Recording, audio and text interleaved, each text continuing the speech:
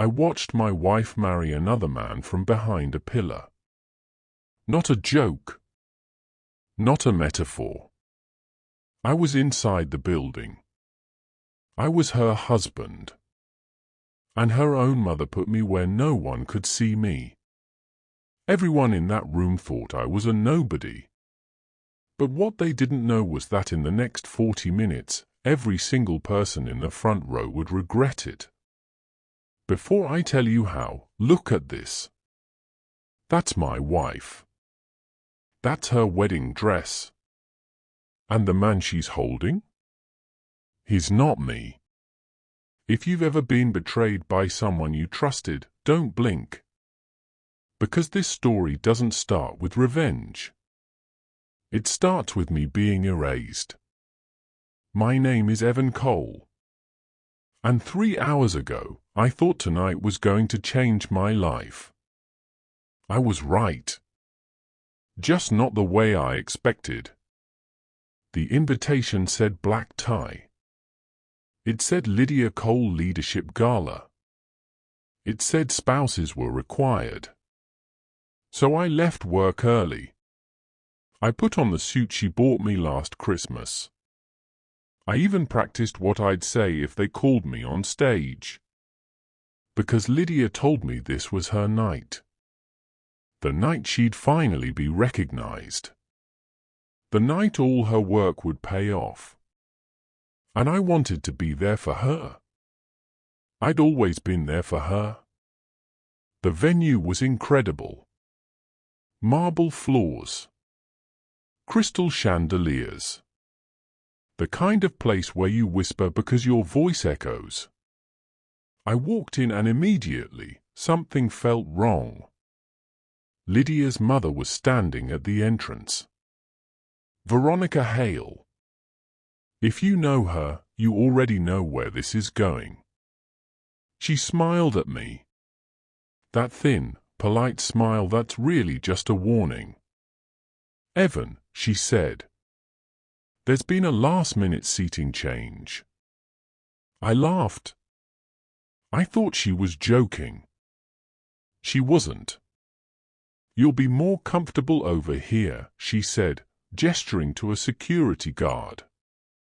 And before I could ask what was happening, I was being escorted past the main hall, past the VIP section, past the stage, to a side alcove. Behind a massive marble pillar. No view of the stage. No view of Lydia. Just a folding chair, a small table, and the sound of waiters clattering trays. I tried to stand. The guard gently pushed me back down. "M's orders," he said. Veronica leaned in close. Close enough that I could smell her perfume. "This night isn't about you, Evan." And then she walked away. I sat there. Alone. Hidden. Like I was being punished. And I didn't even know what I'd done wrong. Hey, if this is your first time here, maybe hit like so I don't feel this alone. Because what happened next? I still don't know how I survived it. Let me back up for a second. Because you need to understand who Lydia is. Who I thought she was. We met 7 years ago. I was working in finance. Junior analyst. Nothing special. She was a consultant. Brilliant. Ambitious. The kind of person who walks into a room and everyone stops talking. I couldn't believe she was interested in me. But she was. Or at least, that's what she said. We got married 3 years ago. Small ceremony. Her mother hated me from day one. Said I wasn't good enough. Didn't have the right connections. Didn't come from the right family. But Lydia defended me. She said she didn't care what her mother thought. She loved me. And that was enough. So I believed her. I worked harder. Got promoted. Started making decent money. Not rich, but comfortable. Enough to buy a house. Enough to feel like we were building something. Lydia kept climbing too. Consultant to senior consultant to director. Every promotion came with a celebration. Every success came with her reminding me that we were a team. But somewhere along the way, things shifted. She started working late. Started traveling more.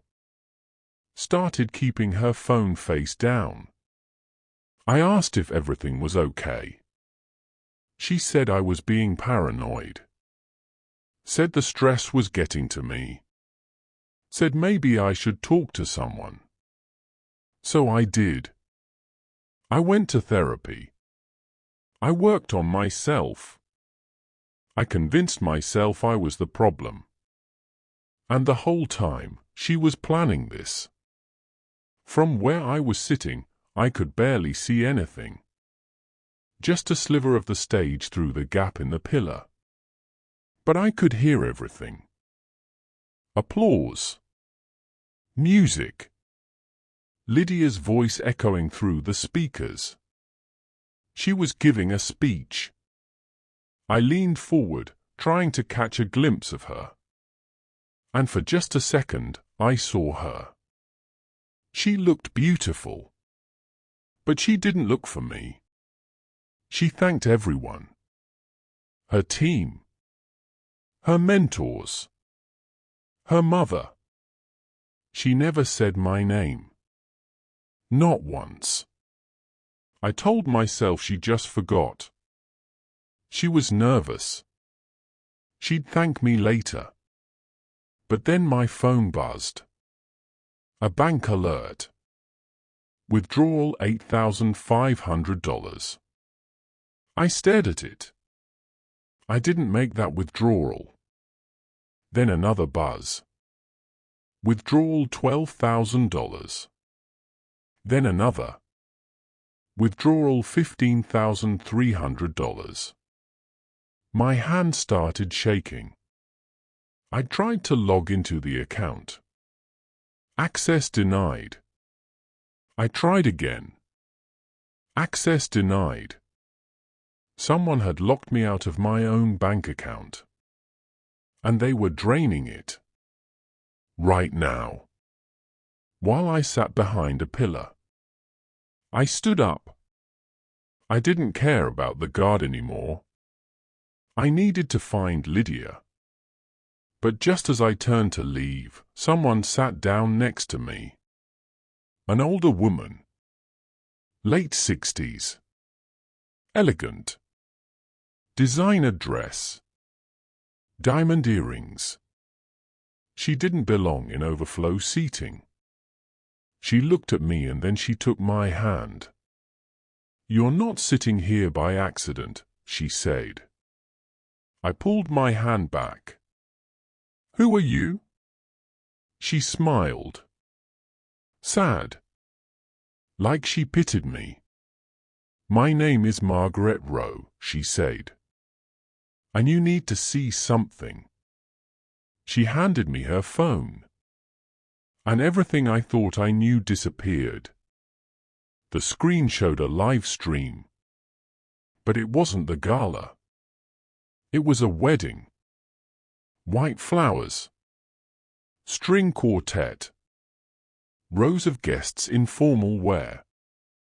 And at the altar, Lydia. In a wedding dress. Standing beside a man I'd never seen before. Same building. Same time. Different ballroom. My brain couldn't process it. "That's my son," Margaret said quietly. "Grant Holloway." I looked at her. Then back at the screen. "I don't understand," I whispered. "Lydia isn't being honored tonight, Evan," Margaret said. She's getting married. The world tilted. I watched the screen. Lydia was smiling. The man, Grant, was holding her hand. And Veronica was sitting in the front row, crying happy tears. "But I'm her husband," I said. My voice sounded far away. Margaret nodded. "I know. We're still married. We never filed for divorce. She told me she was waiting until after tonight because she didn't want the stress." "She lied," Margaret said. "And she's been lying for a long time." She swiped to another screen. Bank statements. My bank statements. Transfers I didn't make. Signatures I didn't sign. Accounts I didn't open. "She's been draining you for 8 months, Margaret said. Slowly. Carefully. Making it look like bad investments. Failed business ventures. Tax penalties. I felt sick. She needed to appear wealthy, Margaret continued. Grant doesn't marry women who need his money. He marries women who already have it. So she stole mine. Margaret nodded.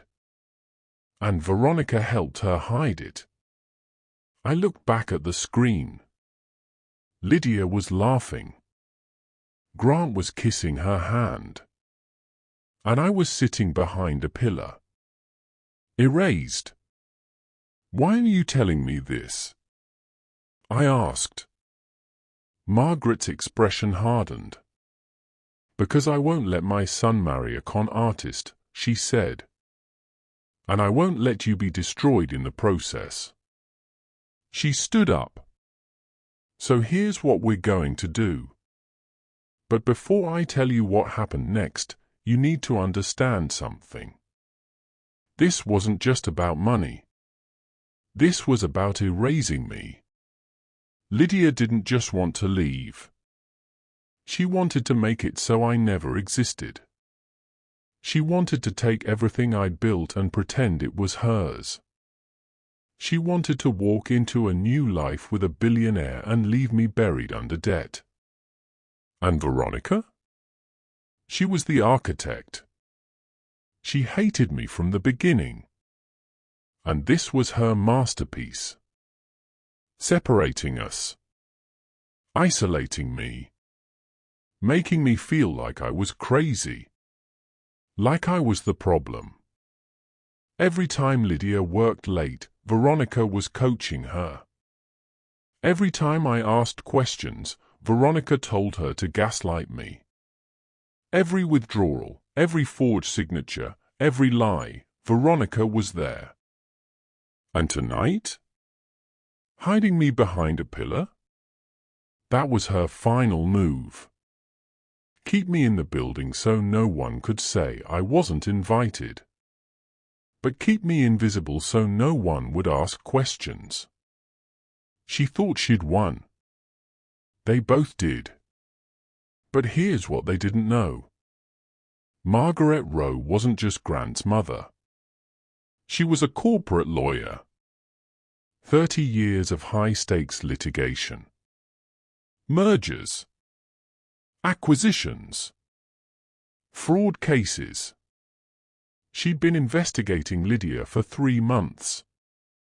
And she had everything. Margaret pulled out her tablet. We sat in that forgotten alcove, hidden from the world, and she showed me my entire life. Dismantled.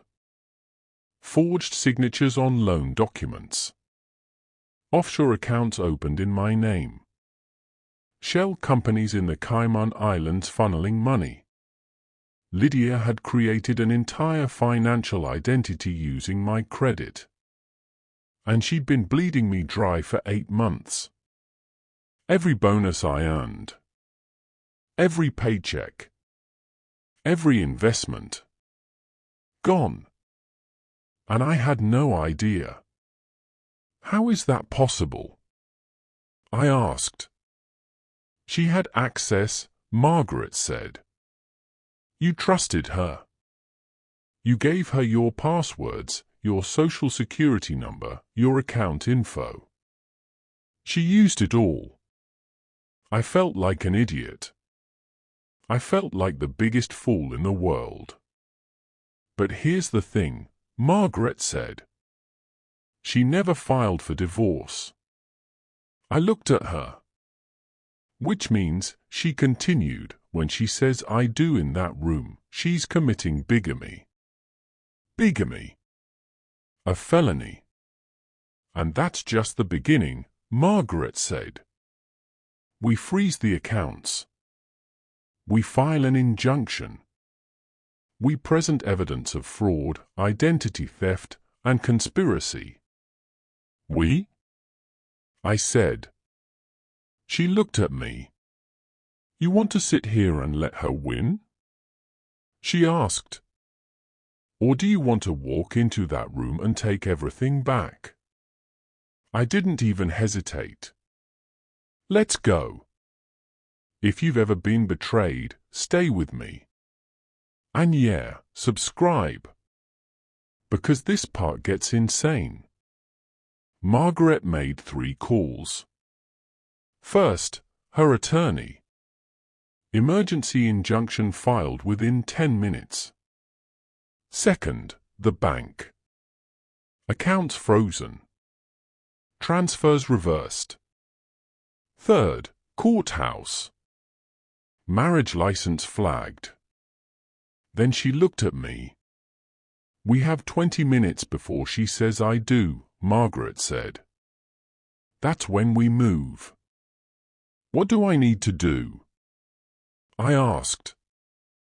Just walk in, she said. I'll handle the rest. She handed me a folder. Inside, printed bank records. Forged signatures. Email chains. Photos of Lydia with Grant dating back 9 months. This is your life, Margaret said. And she tried to erase it. I looked at the folder. Then I looked at the live stream. Lydia was standing at the altar now. Smiling. Holding Grant's hands. Veronica was dabbing her eyes with a tissue. And I realized something. I wasn't sad anymore. I was angry. Not the kind of anger that makes you yell. The kind that makes you focused. Calculated. Strategic. Let's end this, I said. But here's where it gets really interesting. Because while Margaret was making calls, I started thinking. I started piecing together every strange moment from the last year. The time Lydia insisted I add her name to my retirement account. For estate planning, she said. The time she asked for my social security number because she was updating our insurance. For our protection, she said. The time she suggested I consolidate all my accounts into one bank. To make things simpler, she said. Every single move was calculated. Every request had a purpose. And I'd said yes to all of it. Because I trusted her. Because I loved her. And she'd used that trust like a weapon. Margaret saw the look on my face. You're realizing it now, aren't you? She said. I nodded. How long have you known? I asked. 3 months, she said. Grant brought Lydia home for dinner. Said he'd met someone special. Someone successful. Someone independent. But something felt off. She was too polished. Too rehearsed. So I did what I always do. I investigated. It took 2 weeks to find the first inconsistency. Her company bio said she'd started from nothing, built herself up, but her spending patterns didn't match her salary. Designer clothes, luxury trips, 5-star restaurants.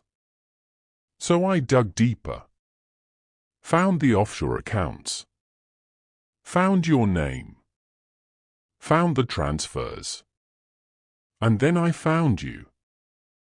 Why didn't you tell Grant? I asked. She looked at me. Would you have believed me? She said, he's in love.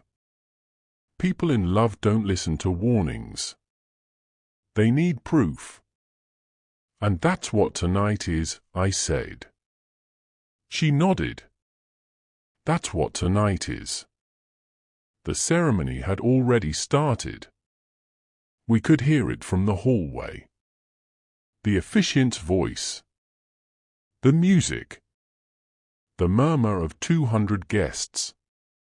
Margaret walked beside me. 2 attorneys flanked us. A courthouse deputy brought the legal documents, and I carried the folder. We stopped outside the ballroom doors. Margaret looked at me. Once we walk in, there's no going back, she said. Good, I said. She smiled. And then she pushed the doors open. The music stopped. Every head turned. Lydia froze. Grant looked confused. Veronica's face went white. I walked down the aisle. Slowly. Every step echoed. And I didn't take my eyes off Lydia. Evan? She said. Her voice shook. What are you? Stop the ceremony, Margaret said. Her voice cut through the room like a blade. The officiant stammered. I'm sorry, who? Margaret Rowe. Attorney. And this wedding is illegal. Gasps rippled through the crowd. Grant stepped forward. Mom, what are you talking about? Margaret gestured to me. This is Evan Cole, she said. Lydia's husband. Silence. Pure, suffocating silence. 200 people staring. Phone starting to rise. Cameras finding angles. Lydia laughed. Nervous. Fake. That's ridiculous, she said. We're divorced. No, I said. My voice was steady. Calm. We're not. I opened the folder. You told me we'd file after tonight, I said. But you never planned to, did you? Lydia's smile faltered. Because if you filed, I continued, you'd have to disclose your assets. And you didn't have any. You had mine. I handed the first document to Grant. Bank transfers, I said. 8 months of withdrawals. Forged signatures. Shell companies in the Cayman Islands. Grant stared at the paper. His hands were shaking. Lydia? He said. He's lying, she said quickly. He's just angry because?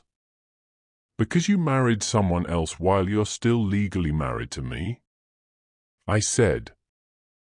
The room exploded. Guests pulled out their phones. Cameras flashed. People were talking over each other. Someone in the back said, "Oh my God," out loud.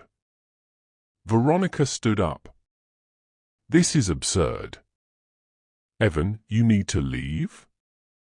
Sit down, Veronica, Margaret said coldly. She turned to the crowd. Veronica Hale received 18 payments over the last 6 months, Margaret said, totaling $140,000. All from offshore accounts funded by Evan Cole's stolen money. Veronica's legs buckled. She grabbed the back of a chair. Her face had gone from white to grey. Margaret nodded to the deputy. He stepped forward with an envelope. "Lydia Hale," he said. "You're being served with an emergency injunction. All accounts are frozen. And you're under investigation for identity theft, fraud, and bigamy." Lydia's face crumbled. The confident woman who'd been standing at the altar 30 seconds ago was gone. In her place was someone small. Panicked. Cornered. She looked at Grant. "Grant, please, I can explain." Grant stepped back. "Don't," he said. His voice was ice. He looked at his mother. "You knew?" Margaret nodded. "And you stopped me from making the biggest mistake of my life," Grant said. He turned to Lydia. "We're done." And he walked out. The room erupted. Guests shouted. Phones recorded. Lydia screamed. And I just stood there, watching her world collapse. The same way she'd tried to collapse mine. Veronica tried to leave. The deputy stopped her. "You're also being served." She turned to me, eyes full of hate. "You ruined everything," she hissed. I smiled. "No," I said. "I just stopped pretending I didn't matter." But here's what nobody in that room knew. What happened next? Because the ceremony implosion? That was just the beginning. 3 days later, I was sitting in Margaret's office. Downtown. 42nd floor. Floor-to-ceiling windows overlooking the city. She slid a file across the desk. "This is everything we found," she said. I opened it. The file was thick. Hundreds of pages. But Margaret had bookmarked the important parts. Page 12. Lydia had opened a credit card in my name. Maxed it out. Never paid a cent. My credit score had dropped 150 points. Page 27. A personal loan. $50,000. Forged signature. Sent directly to one of her shell companies. Page 41. An LLC registered in Delaware. My name listed as the sole owner. Used to funnel money and create fake expenses. Page 68. A second mortgage on our house. I didn't even know you could do that. But she had. And she'd taken the money. Every page was another wound. Another betrayal. Another lie. How did I not see this? I asked. Margaret sat down across from me. Because she was good, she said. Really good. She knew exactly how much she could take without triggering alerts. She knew which accounts you checked and which ones you didn't. She timed every withdrawal to match your bonuses so you'd think it was just taxes or fees. And Veronica helped her cover her tracks, I said. Margaret nodded. Veronica has a finance background. She knew how to structure this. How to make it look legitimate. So what happens now? I asked. Now, Margaret said, we build the criminal case. And we go after everything. The criminal case took for months. For months of depositions. Forensic accountants. Subpoenas. Digital trails. Witness testimony. Lydia tried to fight it at first. Hired an expensive lawyer. Claimed I'd given her permission for everything. Said I was a vindictive ex trying to destroy her reputation. But the evidence was overwhelming. And when her lawyer saw the forged signatures, the fake LLCs, the offshore accounts, he quit. Just walked away. Lydia tried representing herself for about 2 weeks. That went exactly as you'd expect. Veronica, on the other hand, took a different approach. She cooperated. Gave up everything. Testified against Lydia in exchange for a reduced sentence. Turns out, loyalty only goes so far when you're facing 10 years in prison. The trial was brutal. Not for me. For Lydia. Because every single lie she'd ever told was read out loud in court. Every fake document. Every stolen dollar. Every manipulative text message. The prosecution brought in a forensic psychologist who explained how financial abuse works. How abusers isolate their victims. How they create dependency. How they gaslight. I sat in the gallery and listened to my marriage get dissected. And the weirdest part? I didn't feel sad. I felt relieved. Because for the first time, someone was saying out loud what I'd felt for years. That I wasn't crazy. That I wasn't the problem. That I'd been targeted. The jury deliberated for 3 hours. Guilty on all counts. Fraud. Identity theft. Conspiracy. Forgery. Lydia got 5 years. Veronica got 3. And me? I got my life back. But here's the thing nobody tells you about situations like this. Getting justice doesn't erase what happened. It doesn't undo the damage. It doesn't make the betrayal hurt less. I spent the next 6 months rebuilding. Rebuilding my credit. Rebuilding my finances. Rebuilding my sense of self. Margaret helped with a lot of it. She connected me with financial advisors. Got me meetings with credit bureaus. Walked me through the process of reclaiming my identity. And then one day, she called me into her office. I have a proposition for you, she said. I sat down. What kind of proposition? A job, she said. Senior financial investigator.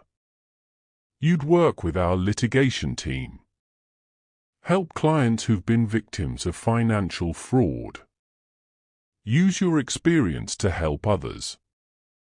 I stared at her. You want to hire me? You tracked your own stolen money, Evan, she said.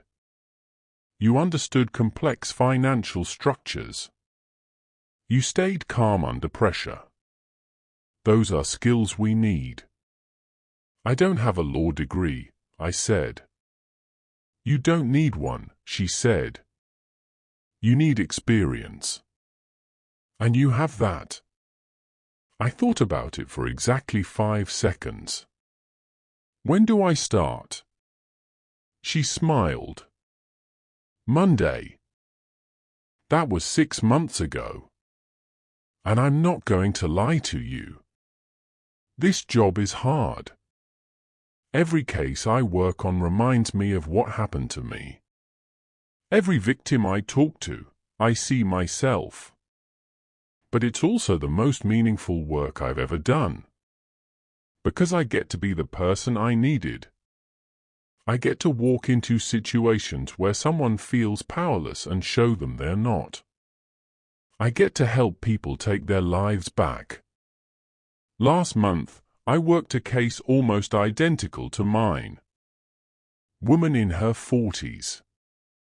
Husband drained her accounts. Told her she was bad with money. Made her feel incompetent. We froze everything. Filed charges. Got her money back. And when she found out she was getting justice, she cried. Just sat in my office and cried. And I understood. Because sometimes, being believed is more valuable than the money. I still think about that night sometimes. Sitting behind that pillar. Feeling invisible. Feeling like I didn't matter. And then I think about walking into that ballroom. Taking back my voice. Refusing to be erased. That's the thing about betrayal. It makes you question everything. Your judgment. Your worth. Your reality. But here's what I learned. The fact that someone betrayed you doesn't mean you were stupid for trusting them. It means they were cruel enough to abuse that trust. You're not responsible for someone else's evil. You're only responsible for how you respond to it. And I chose to fight back. Grant reached out to me a few months ago. Sent an email. Said he was sorry. Said he had no idea what Lydia was doing. Said he hoped I was okay. I didn't respond right away. I needed to think about what I wanted to say. Because part of me was angry at him. Not for Lydia's crimes. He didn't know. But for being part of the world that made her think she could get away with it. The world where people like Veronica measure worth by bank accounts and connections.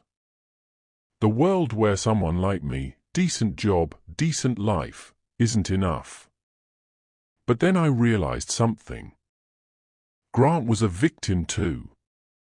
Not in the same way I was.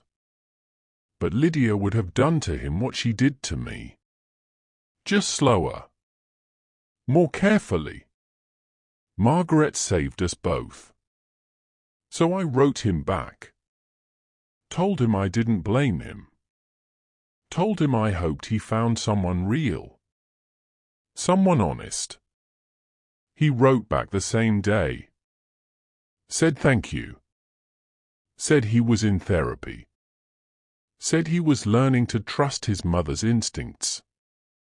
Good, I thought. Listen to Margaret. She sees things the rest of us miss. I ran into Lydia's former assistant a few weeks ago. Random coffee shop. She recognized me. Evan? She said. Oh my God, I heard what happened. I'm so sorry. I thanked her. Asked how she was doing. She said she quit right after the trial. Said she couldn't work in that environment anymore. And then she said something interesting. I always thought something was off about Lydia, she said. The way she talked about you. Like you were a burden. Like you were in her way. I nodded. Yeah, I said. That tracks. She hesitated. Can I tell you something? She said. About a year ago, Veronica came to the office. I wasn't supposed to hear this, but I did. She told Lydia, you need to move faster. He's getting suspicious. My stomach dropped. They knew I was catching on. The assistant nodded. Lydia said, "I'll handle it." And then a week later, you went to therapy. I stared at her. She convinced me I was paranoid. The assistant looked sad. I wanted to say something, but I was scared. "I'm sorry." I shook my head. "Don't be. You didn't know. And even if you'd said something, I probably wouldn't have believed you." She hugged me, said she was glad I was okay. And then she left. I sat there with my coffee, thinking about all the signs I'd missed. Or maybe I hadn't missed them. Maybe I'd seen them and convinced myself I was wrong. Because that's what love does sometimes. It makes you ignore your instincts. It makes you doubt yourself. It makes you choose trust over truth. And people like Lydia?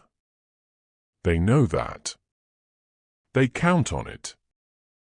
One of the things Margaret taught me is that financial abuse is one of the most underreported crimes. Because it happens slowly. Because it's hidden. Because victims often don't realize what's happening until it's too late. And even when they do realize, they are scared to come forward. Scared no one will believe them. Scared they'll look stupid. Scared their abuser will retaliate. I get that now. Because I was scared too. Even after I found out what Lydia was doing, part of me wanted to just let it go. Just walk away. Start over somewhere new. Pretend it never happened. But Margaret wouldn't let me. She said, if you don't hold her accountable, she'll do this to someone else. And you'll spend the rest of your life knowing you could have stopped her. She was right. And I'm glad I listened. Because 2 months after Lydia was sentenced, I got a letter. From a woman I'd never met. She said she'd been dating Lydia's ex-boyfriend. The one before me. And when she heard about the trial, everything clicked. He'd told her about a relationship that destroyed him financially. How his ex had taken everything. How he'd had to declare bankruptcy. But he'd never pressed charges. He'd been too ashamed. She sent me his contact info. Asked if I'd be willing to talk to him. I said yes. We met for coffee. His name was Aaron. Mid-40s. Tired eyes. Broken smile. He told me his story. And it was almost identical to mine. The isolation. The gaslighting. The financial control. The sudden abandonment. She told me I was the problem, he said. That I was holding her back. That she deserved better. And you believed her, I said. He nodded. I did. For years. Even after she left. I thought it was my fault. I looked at him. It wasn't. He started crying. Right there in the coffee shop. Just broke down. And I let him. Because I understood. When he finally stopped, he said, "Thank you." For holding her accountable. For making it real. I didn't do it alone, I said. And you can still press charges. The statute of limitations might not have passed. He shook his head. I just want to move on. I understood that too. Not everyone wants justice. Some people just want peace. But I'm glad I chose justice. Because every day, I wake up knowing I didn't let her win. I didn't let Veronica win. I didn't let anyone make me invisible. I matter. My life matters. My truth matters.